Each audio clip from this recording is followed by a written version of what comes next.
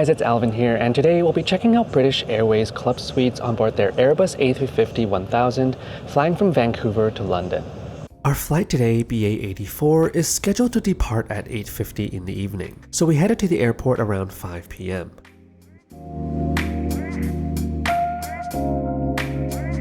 The check-in counters hadn't even opened yet, but the queue was already quite long, even for premium passengers. By the way, I apologize for my nasally voice. I'm suffering from some summertime allergies. After half an hour in queue, we passed through security fairly quickly. Normally, when flying British Airways from Vancouver, you'd be directed to the Plaza Premium Lounge. But as it was under renovation at the time, the Plaza Premium Lounge consisted of a temporary fenced-off area in the terminal by the Pier D atrium. We decided to pass on that and utilize our Priority Pass membership to access the Skyteam Lounge instead. The Skyteam Lounge is located across gate D71, just past the food court in the International Departures area. Although it's not a big lounge, it felt pretty spacious due to the high ceilings and glass walls. It also wasn't too busy at the time of our visit. While there wasn't a huge buffet selection, the highlight of the lounge, at least for me, is the signature noodle bar, where you can order a wonton noodle soup as well as a shao mai dim sum, which are both actually quite delicious. I made sure to get some of the chili oil on the side as well.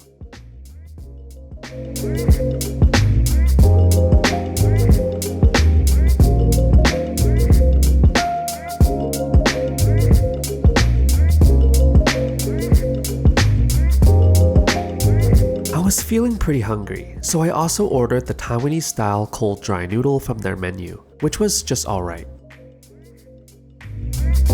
After a satisfying meal, we headed to the boarding gate to check out our plane. Unfortunately, it was one of those gates where you can barely see the plane, so this view will have to do. Taking us to London today is Golf X-Ray Whiskey Bravo Hotel, a 3-year-old Airbus A350-1000. This is actually my first time on this aircraft type. I was supposed to fly on it when I took BA back in 2022, but that time it got tail swapped to a 777-200. While waiting for boarding, I spent some time spotting the evening arrivals from Asia.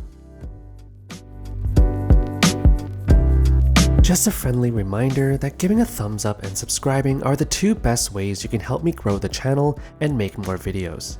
If you'd like to help support further, I also offer a Patreon and YouTube membership, which I'll link below. Thank you for all your support.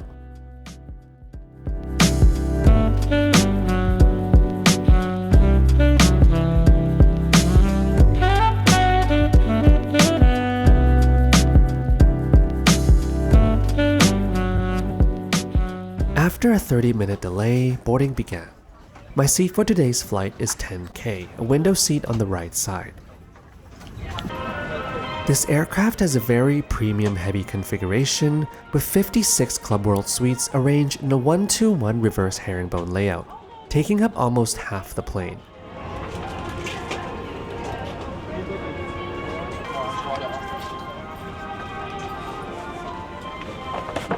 The seats and cabin looked clean and classy in the subdued darker palette, embellished with wood trim and silver finish. I also loved the very British classical music that was playing as we were boarding.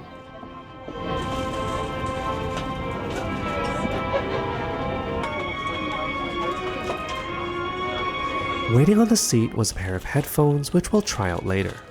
The bedding is provided by the White Company, which I remember to be quite comfy from my previous British Airways flight. You also get a large white pillow.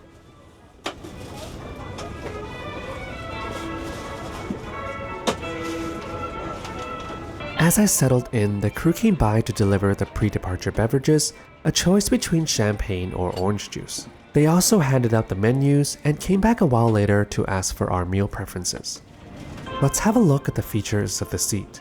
Directly in front is an 18.5-inch touchscreen display.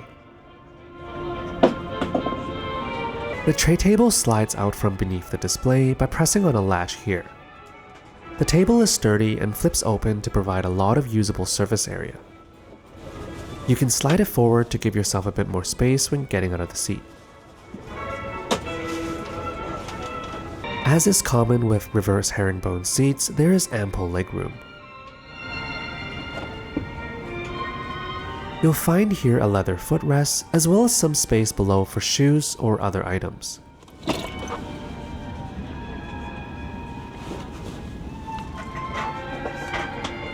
To the side is a small storage compartment perfect for holding a water bottle. Behind it is a literature pocket consisting of the safety card and a sickness bag. Not only does the side table offer lots of surface area, but it contains a few storage compartments for smaller personal items. The main compartment is a bit deeper and also houses the IP controller, universal power outlet, 2 USB ports, and the headphone jack. Further back is a smaller and shallower compartment. iPhone 15 Pro Max for scale. Along the rear side console, you'll find another storage compartment containing a vanity mirror, an amenity kit from the White Company, and a bottled water. This compartment has a large casing inside that makes it a bit awkward for storing much in there, so I didn't really use it at all. On the side of the seat wall, about eye level, you'll find the adjustable reading light. You can also turn on the overhead light from the main screen. The seat position can be controlled from this touch panel or the 3 physical buttons beside it. One of my favorite features of the seat is the sliding privacy door, which can be used after takeoff. Along the top edge of the seat wall is a very small coat hook. Here's the wing view from seat 10K. Personally, I think this is one of the best seats to get the optimal angle of the A350 engine and wingtip. Flight deck, good evening. My name is Chris Hovey. I'm your Senior First Officer today, and it's my pleasure to be flying you across to London Heathrow. Well, starting with a few introductions, we have 3 pilots on board today, and my colleagues joining me on the flight deck are Captain Stephen Woodidge and Senior First Officer Kieran Meddiwake. Just about ready to go. We're just waiting for air traffic control to give us clearance to push back and start engines. Fairly quick flight time today of 8 hours and 5 minutes. We pushed back right around sunset time, which made for some great views as we taxied to runway 26 left and made a westerly departure out of Vancouver. Welcome on board, everybody. We're finally on our way now to London's Heathrow Airport. And for the attention of the crew, can we prepare for the safety demonstration? Thank you. Hand baggage must be placed under the seat in front of you, or carefully above in an overhead locker, so it doesn't block any aisles or exits. Oh, sorry. That's fine. Please check your seatbelt is fastened securely and warn whenever the signs are on. Door needs belt. It is fastened and adjusted like this and opened like this.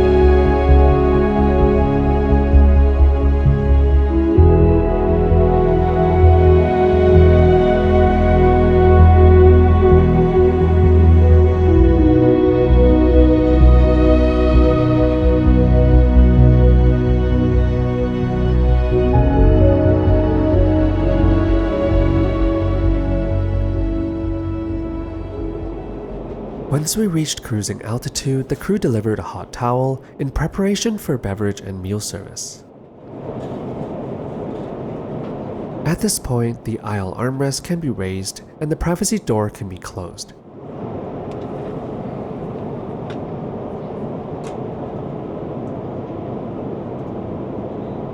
With the door closed, it really feels like you have your own little room on board. Let's check out the rest of the amenities on the flight, starting with the headphones. Their noise cancelling were very comfortable and sounded great. The amenity kit is also provided by the White Company. It comes in this white leather material, but it honestly felt a bit cheap and plasticky. Inside, you'll find a dental kit, earplugs, a trio of lip balm, moisturizer, and peppermint oil, socks, and eye mask. British Airways offers in-flight Wi-Fi. Executive Club members can sign in to get free Wi-Fi for messaging. There are some paid options as well if you need faster internet. The entertainment system on British Airways has a simple layout that's intuitive to use. However, there can be some moments where the screen is a bit slow to respond, as you'll notice as I navigate around the menus. The choice of movies was just alright. I feel like there could have been a bit more to choose from.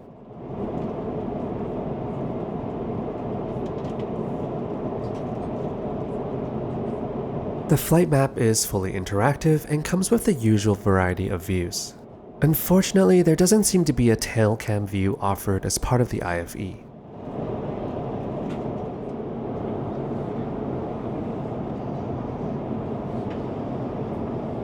Inside the bedding pack, you'll find a mattress cover as well as a blanket which was really soft.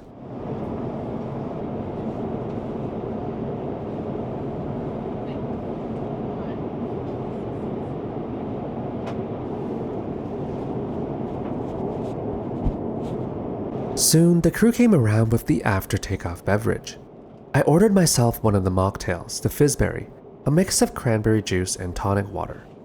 A package of sour cream and onion pretzels was served along with it, which was quite savory. Before the meal service, let's have a look at the menu.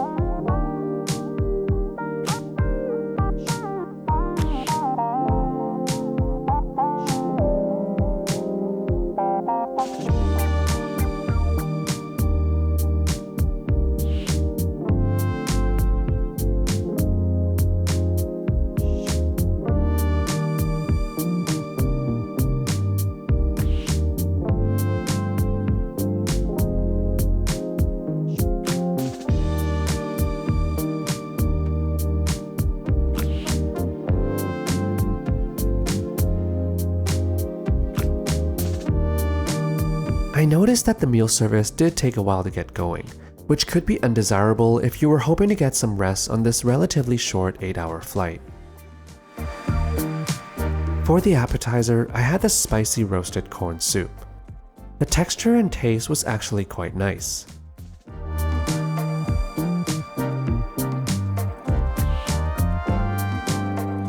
The salad, however, was a little bland.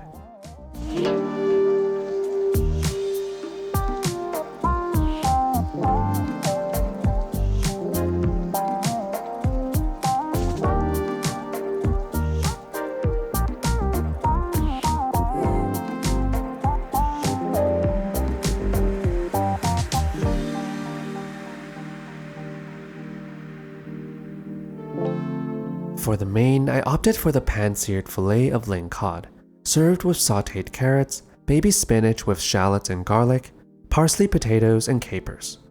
The fish was not dry or overcooked and was overall quite good.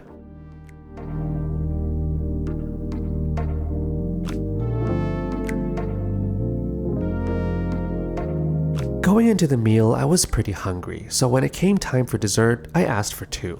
I first started off with the sticky cherry brioche pudding with coffee vanilla sauce. I'm not sure what a brioche pudding is supposed to be like, but this one was a bit mushy and kind of just room temperature. For me, both the presentation and the taste was a bit underwhelming. The second dessert course, a cheese plate, was way better. There was a really delicious blue cheese and also another cheese called Espresso Bellavitano, which I really enjoyed. Probably butchered the name though. To wrap up the meal, I ordered a coffee, right as the seatbelt sign came on due to some turbulence, so I didn't get this till a while later. By the time I wrapped up meal service, the cabin was already dimmed for passengers to get some rest. As usual, I'm one of the last to finish my meal, mainly because of all the filming I'm doing, but also I'm just a slow eater. Before I set up my bed to get some rest, I made a visit to the lavatories. It was a standard, clean lavatory with not too much going on. I did appreciate the abundant countertop space. The hand wash and hand balm are provided by the White Company. Unfortunately, no foot pedal for the waist bin. Once back in my seat, I put the seat into the lie flat mode and set up the mattress seat cover. The seats, along with the soft blanket and bedding, made for a very comfortable sleep, with a good amount of shoulder room, tons of leg room, and increased privacy from the privacy door.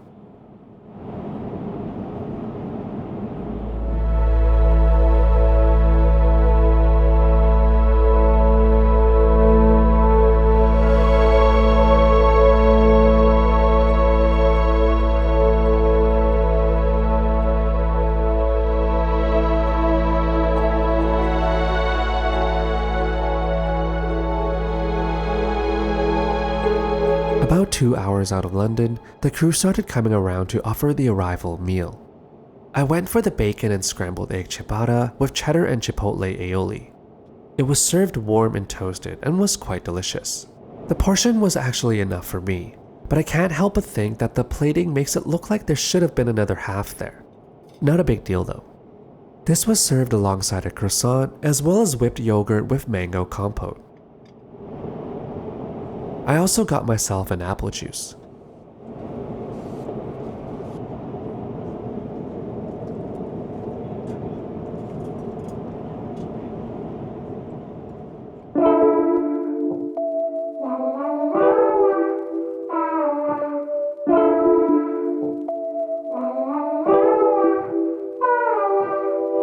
The approach to Heathrow offered some stunning views of the British countryside. The airspace was quite busy, and we circled in a holding pattern for a bit. I even spotted a few other aircraft from my window.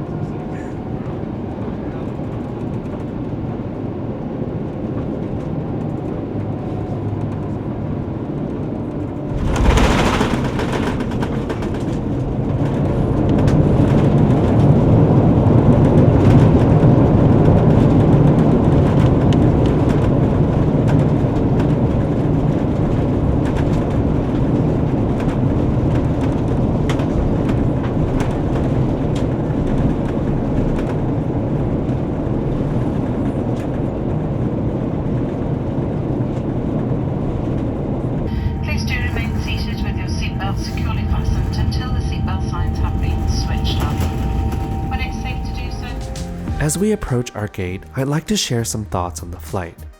Having flown this route before with British Airways from Heathrow to Vancouver, albeit on a different aircraft, I had some expectations. Yet I was still quite impressed by British Airways. The Club World suites on the A350 are incredibly comfortable and offer excellent privacy. The seat is very functional, with ample storage space, an easy-to-use tray table, and a great in-flight entertainment system.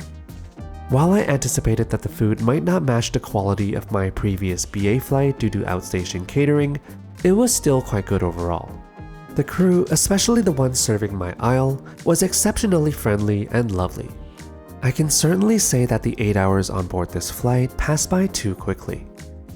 Thank you so much for watching this trip report.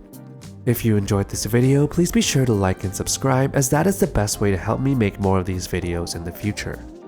Until next time, thanks for watching, happy travels, and I'll see you in the next one.